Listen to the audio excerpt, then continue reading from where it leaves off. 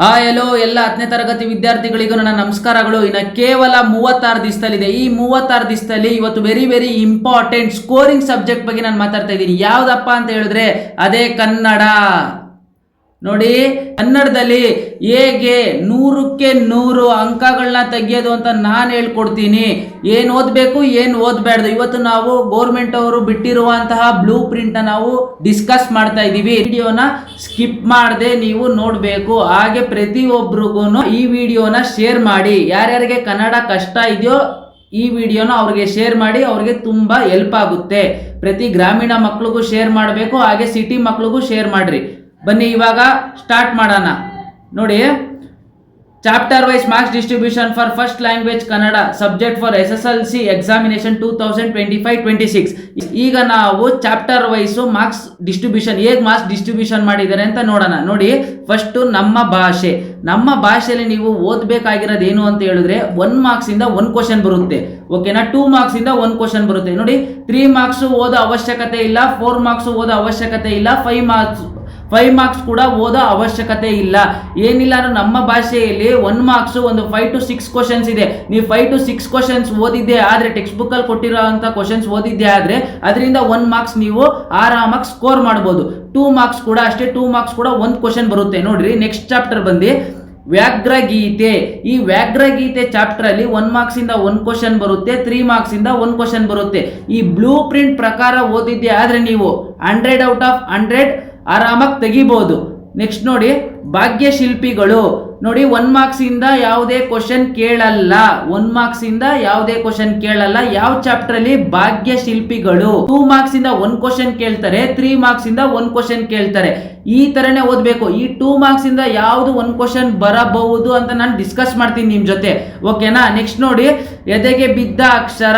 ಈ ಚಾಪ್ಟರ್ ಇಂದ ನೀವು 1 ಮಾರ್ಕ್ಸ್ ಇಂದ ಯಾವುದೇ ಕ್ವಶನ್ ಬರಲ್ಲ, 2 ಮಾರ್ಕ್ಸ್ ಇಂದನೂ ಅಷ್ಟೇ ಯಾವುದೇ ಕ್ವಶನ್ ಬರಲ್ಲ, 3 ಮಾರ್ಕ್ಸ್ ಇಂದ 1 ಕ್ವಶನ್ ಬರುತ್ತೆ. ಅದು ಯಾವ ಕ್ವಶನ್ ಬರಬಹುದು ಅಂತ ನಾನು ನಿಮ್ ಜೊತೆ ಕೂತು ಡಿಸ್ಕಸ್ ಮಾಡ್ತೀನಿ. ಫಸ್ಟ್ ನೀವು ಪ್ಯಾಟರ್ನ್ ತಿಳ್ಕೋಬೇಕು. ಯಾವ ಚಾಪ್ಟರ್ ಇಂದ ಎಷ್ಟು ಕ್ವಶನ್ ಕೇಳ್ತಾರೆ, 1 ಮಾರ್ಕ್ಸ್ ಕೇಳ್ತಾರ, 2 ಮಾರ್ಕ್ಸ್ ಕೇಳ್ತಾರ, 3 ಮಾರ್ಕ್ಸ್ ಕೇಳ್ತಾರ, ಈ ರೀತಿನೇ ಓದ್ಬೇಕು ನೀವು. ಓಕೆನಾ? ನೆಕ್ಸ್ಟ್ ನೋಡಿ, ಯುದ್ಧ. ಈ ಯುದ್ಧ ಲೆಸನ್ ಅಲ್ಲಿ ಏನಿಲ್ಲ ಅಂತ ಹೇಳಿದ್ರು 1 ಮಾರ್ಕ್ಸ್ ಇಂದ ಏನು ಕೇಳಲ್ಲ, 2 ಮಾರ್ಕ್ಸ್ ಅಲ್ಲೂ ಅಷ್ಟೇ ಏನು ಕೇಳಲ್ಲ. ನೀವು ಓದ್ಬೇಕಾಗಿರೋದು ಲಾಂಗ್ ಆನ್ಸರ್ ಒಂದು 3-4 ಇರ್ತದೆ. ಆ 3-4 ಕರೆಕ್ಟ್ ಆಗಿ ಓದಿದ್ರೆ 1 ಕ್ವಶನ್ ಪಕ್ಕ ಎಕ್ಸಾಮ್ ಅಲ್ಲಿ ಬರುತ್ತೆ.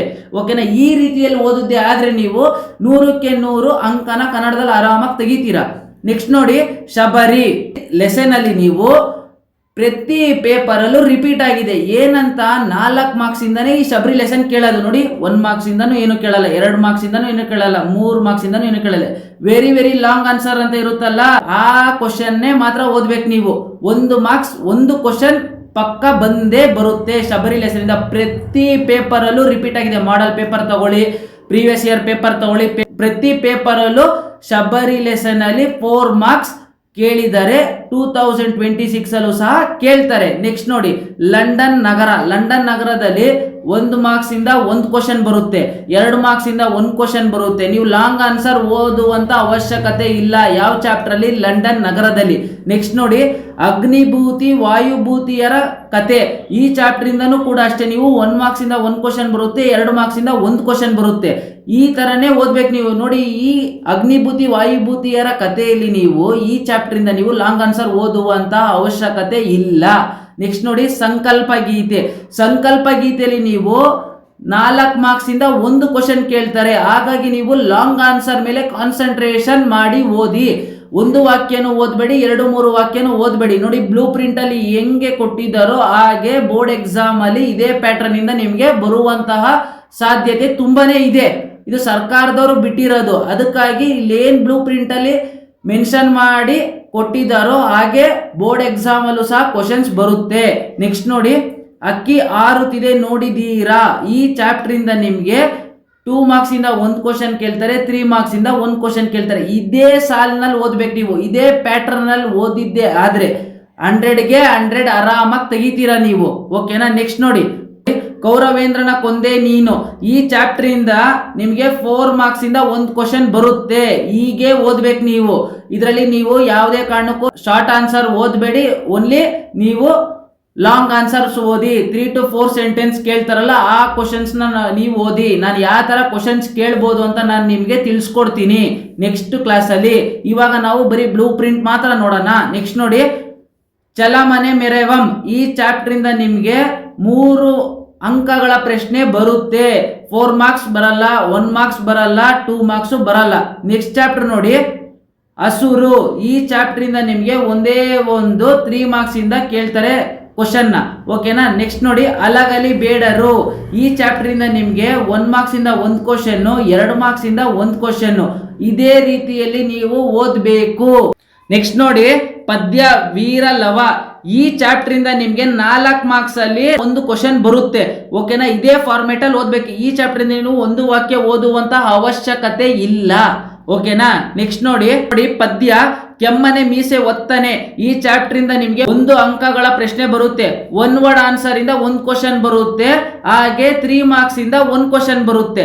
ಇದೇ ತರ ಇದೇ ಫಾರ್ಮೆಟ್ ಅಲ್ಲಿ ನೀವು ಓದ್ಬೇಕು. ನೆಕ್ಸ್ಟ್ ನೋಡಿ, ವಸಂತ ಮುಖ ತೋರಲಿಲ್ಲ ಈ ಚಾಪ್ಟರ್ ಇಂದ ನಿಮ್ಗೆ ಒಂದೇ ಒಂದು 1 ಮಾರ್ಕ್ಸ್ ಇಂದ ಕೇಳ್ತಾರೆ, okay. Next Bhagat Singh chapter ಅಲ್ಲಿ ನಿಮ್ಗೆ 2 ಮಾರ್ಕ್ಸ್ ಇಂದ 1 ಕ್ವಶನ್ ಕೇಳ್ತಾರೆ. ನೆಕ್ಸ್ಟ್ ನೋಡಿ, ಉದತ್ತ ಚಿಂತನೆಗಳು ಈ ಚಾಪ್ಟರ್ ಇಂದ ನಿಮ್ಗೆ 2 ಮಾರ್ಕ್ಸ್ ಇಂದ 1 ಕ್ವಶನ್ ಬರುತ್ತೆ. ಯಾವುದೇ ಕಾರಣಕ್ಕೂ ನೀವು ಲಾಂಗ್ ಆನ್ಸರ್ ಓದಕ್ ಹೋಗ್ಬೇಡಿ. ಕೇವಲ ನೋಡಿ, ವಚನಗಳು ಈ ಚಾಪ್ಟರ್ ಇಂದ ನಿಮ್ಗೆ ಕೇವಲ 2 ಮಾರ್ಕ್ಸ್ ಇಂದ 1 ಕ್ವಶನ್ ಬರುತ್ತೆ, ಓಕೆನಾ. ನೆಕ್ಸ್ಟ್ ಚಾಪ್ಟರ್ ನೋಡಿ, ನಾನು ಪ್ರಾಸ ಬಿಟ್ಟ ಕತೆ ಕುಶನಾಸ ಉಪದೇಶ ಈ ಚಾಪ್ಟರ್ ಇಂದ ನಿಮ್ಗೆ 2 ಮಾರ್ಕ್ಸ್ ಇಂದ 1 ಕ್ವಶನ್ ಬರುತ್ತೆ. ನೀವು ಇದೇ ಫಾರ್ಮೆಟ್ ಅಲ್ಲಿ ಓದ್ಬೇಕು. ಈ ಚಾಪ್ಟರ್ ಇಂದ ನಿಮ್ಗೆ ಯಾವುದೇ ಕಾರಣಕ್ಕೂ 4 ಮಾರ್ಕ್ಸ್ ಇಂದ ಕೇಳಲ್ಲ, ಓಕೆನಾ. ನೀವು ಏನು ಬ್ಲೂ ಪ್ರಿಂಟ್ ಇದೆಯೋ 10th ಎಕ್ಸಾಮ್ಗೆ ಅದೇ ರೀತಿಲಿ ಫಾಲೋ ಮಾಡ್ಕೊಂಡು ಹೋದ್ರೆ ಮಾತ್ರ ನಿಮ್ಗೆ ಒಳ್ಳೆ ಸ್ಕೋರ್ ಬರೋದು. ಒಳ್ಳೆ ಸ್ಕೋರ್ ಬಂದಿದ್ದೇ ಆಯ್ತು ಅಂತ ಹೇಳಿದ್ರೆ ಕೂಡ ಒಳ್ಳೆ ಪರ್ಸೆಂಟೇಜ್ ಬರುತ್ತೆ ನಿಮ್ಗೆ.